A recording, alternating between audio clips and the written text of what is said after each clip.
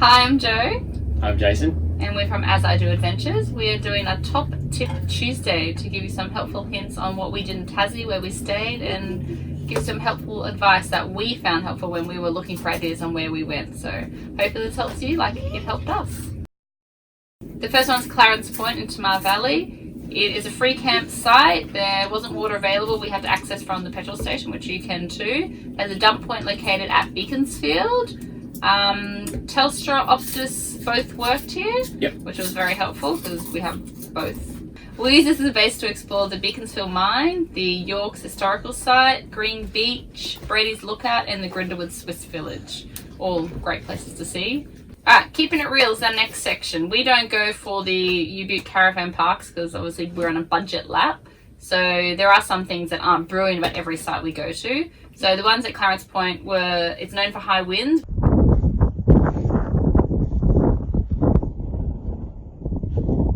We left on one day when the wind started to pick up, so just keep that in mind, keep an eye on the weather. It wasn't a lot of grass, it was just a gravel, because we're in the middle of an island surrounded by water, just like a gravel area. But the kids actually enjoyed playing in the rocks, so that was good. There's no toilets? Yeah, there's no toilets there, so you have to be self-sufficient. I think that's one of the rules to be there, you need to be self-sufficient. Yeah. The next one is Falls Park Rest Area in Ellendale. This is a free camp area. We access water and the dump point nearby, about not even a couple minute drive away, which is really nice and close. It's a really nice grass area, which was a pleasant surprise after coming from Clarence Point. It was all green grass. It's actually a really picturesque park, but it was very small, so you have to be first in, best dressed to get a good spot. We used this as a base to explore in and around Launceston area. We saw the City Park, which is the monkey park at Launceston, the museum, which was amazing, probably one of the best museums for kids I've ever seen. Cataract Gorge, which if you know and follow us on Facebook, you know how enthralled we were by this. It was a beautiful, beautiful location, so must see it here in the area. And the Riverbend Park. Riverbend Park was a newly built playground in Launceston, and the kids loved it. They got different age sections, so for 8+, 5, under 2s. So great park for all ages if you're in that area as well.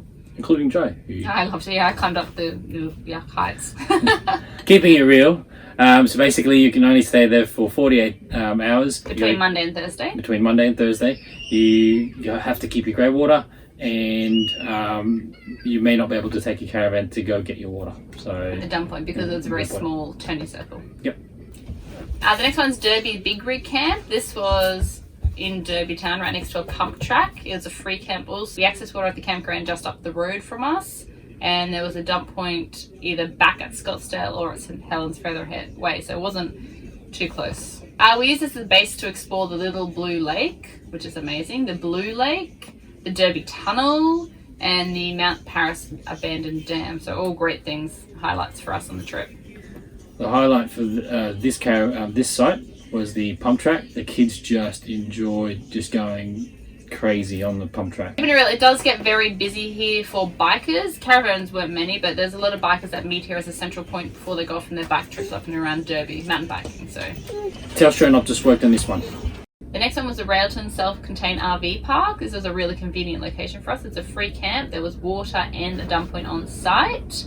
It's just central to everything in and around the northern central part of Tasmania, so we used it to explore Devonport, Moles Creek. At Latrobe there was a chocolate factory and the reliquary store, which the kids all loved. The highlights there was that it was central to everything. Keeping it real, it is gravel. Like another gravel car park. Gravel car park. It is next to the railway line. So it can get busy, so just make sure you're there early so you can get a spot. The next one is Penguin. There are 3 camps you can stay at. 2 of them are free and one's a donation camp. There are Silver Creek and Preservation Road is your free ones, and the donation ones at the Surf Life Club, just down the road. We got water and the dump point both at Penguin, just down the road, 5-minute drive, so it's very convenient. We use this as the base camp to explore lots of things in and around Penguin and further on, like up to both Harbour Beach and Table Cape. Near Bernie's is the Fernglade Reserve. You can see platypuses, and hopefully you can get more lucky than we did because we saw nothing, unfortunately. We also saw Leven Canyon and travelled a bit further to go see Tasmania because it was a special day, an open day for them. We also saw Guide Falls, which is a waterfall just past Bernie, just inland. So the highlights for this one is you're near the beach, That was the main highlight. Played hours on the beach. And Sulphur Creek has the penguins come ashore at night time, which is really good. So keeping it real, Telstra and Optus do work. And also, again, it can get busy. When we went there the second time, just before we departed. So again, just get there as early as you can so you can get to a spot. Next one, Stanley Rec Site, which is right next to the golf club. It's $10 a night, water, dump point on site. We use this as a base to explore. Obviously at Stanley there is the Nut and the chairlift to get to the Nut. We also went to the Edge of the World, which is very fun, and the amazing Truwater Arc. I love that one. We also saw Dip Falls, which is one of the best waterfalls I've ever seen, and a tall tree right next to it, so you can do both in one sitting. The highlights it was just a big open grass area the kids could run around for days and they loved it. Yeah, for me, was the fact there was a skip bin. Yes, So have all the rubbish you want. Keeping it real, Telstra and Optus worked.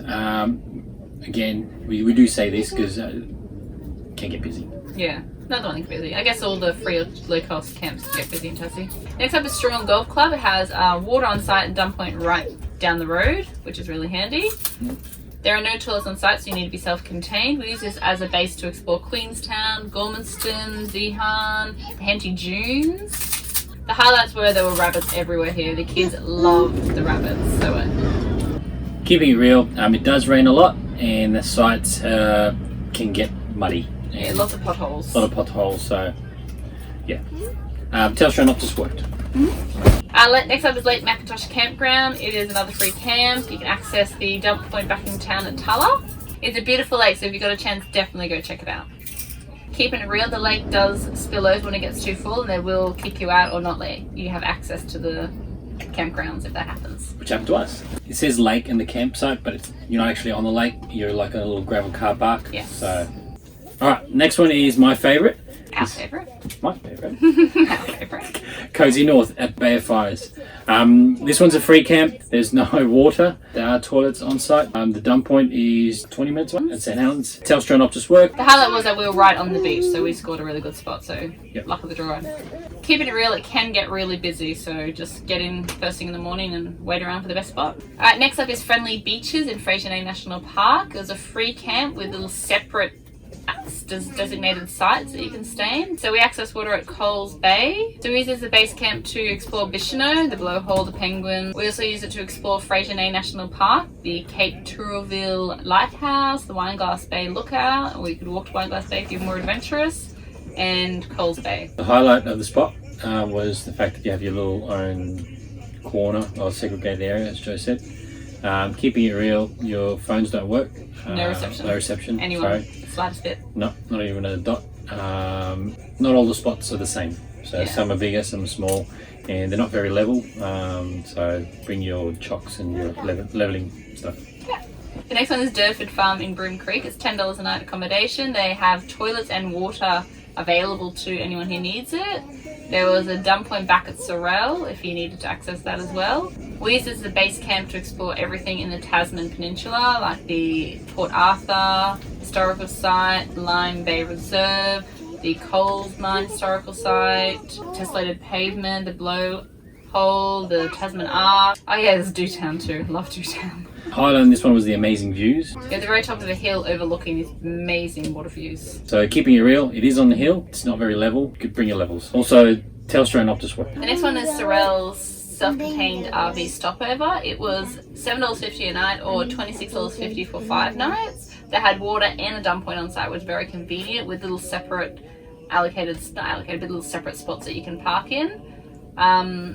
We use this as a base to explore all of Hobart and surrounds, such as the Hobart waterfront, the shot tower just past Hobart, Botanical Gardens. Amazing botanical gardens. I enjoyed Botanical Gardens. Yeah, the museum there, art gallery, and the Salamanca markets, which are really good. We also use it to explore Richmond, which has the oldest bridge and the oldest Catholic church as well. Yeah, it's a really good spot. Telstra and Optus worked. Keeping it real, no grass. It's like a gravel car park. Yeah, most of the times you're not on the site anyway, so Yes. Didn't bother us. Next one, we ventured off to Bruny Island, where we behind the Bruny Hotel. It's low cost, $5 a night. Tasmania Optus work. We used this as a base camp to go and visit the neck. The penguins at the neck that come ashore at night time. We did a little food truck, experiencing all the foods of Bruny because it's well known for its food. We also looked at the lighthouse there. We did a really good hike up the fluted Cape track. We went to Adventure Bay. And we went hunting for the white wallaby. Yes, the white which wallaby. We found after we almost gave up and said, that's it.